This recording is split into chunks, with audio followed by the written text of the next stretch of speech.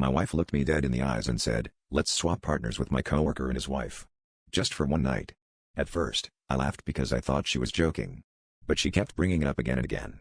She said it would fix our marriage, make things exciting again. The strange part was how serious she sounded every single time.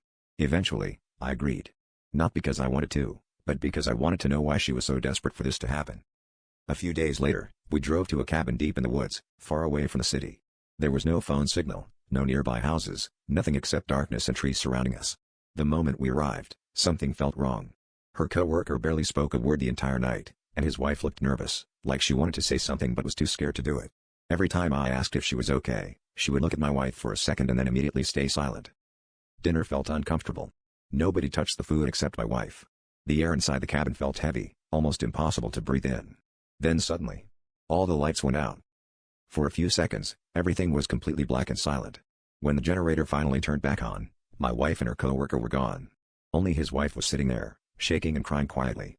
I asked her where they went, but instead of answering, she whispered, "You need to leave right now." I felt my heart start racing. I asked her what she meant, and she finally looked at me with tears in her eyes and said, "This wasn't the first swap." She told me the man wasn't really her husband. It was her brother. They used fake identities to lure people to this cabin. Every person who came here for these games disappeared without a trace. Before I could even process what she said, I heard slow footsteps outside the cabin. Crunch. Crunch. Crunch. Coming closer through the leaves. Then I heard my wife's voice from outside. "Baby. Come outside. We're not done yet." But the way she said it didn't sound human anymore.